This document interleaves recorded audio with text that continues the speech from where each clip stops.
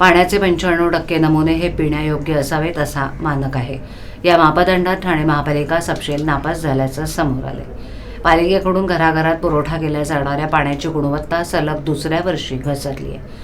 ठाणे महापालिकेनं वर्षभरात प्रत्येक महिन्याला केलेल्या चाचणीत 91% पाणी शुद्ध आढळले। गेल्या वर्षी पाणी विभागातून वितरित होणारं पाणी 93% शुद्ध होतं, मात्र यंदा हा दर्जा आणखीन खालावलाय। पाणी अशुद्ध असल्याचा अहवाल खुद्द पालिकेच्या पर्यावरण विभागानं प्रसिद्ध केलेल्या अहवालात नमूद करण्यात आलाय। ठाणे महापालिकेच्या प्रदूषण नियंत्रण मंडळातून दरवर्षी वार्षिक अहवाल प्रसिद्ध होतो। या अहवालात प्रथमदर्शनी सर्व काही आलबेल असल्याचं दाखवण्यात आलंय, मात्र त्याचवेळी पाण्याच्या शुद्धतेबाबतचा अहवाल तितकासा चांगला नसल्याचं दिसून आलं। दरवर्षीप्रमाणे ठाणे महापालिकेनं पिण्याच्या पाण्याची गुणवत्ता तपासण्यासाठी विविध ठिकाणांहून पाण्याचे नमुने घेऊन चाचण्या केल्या।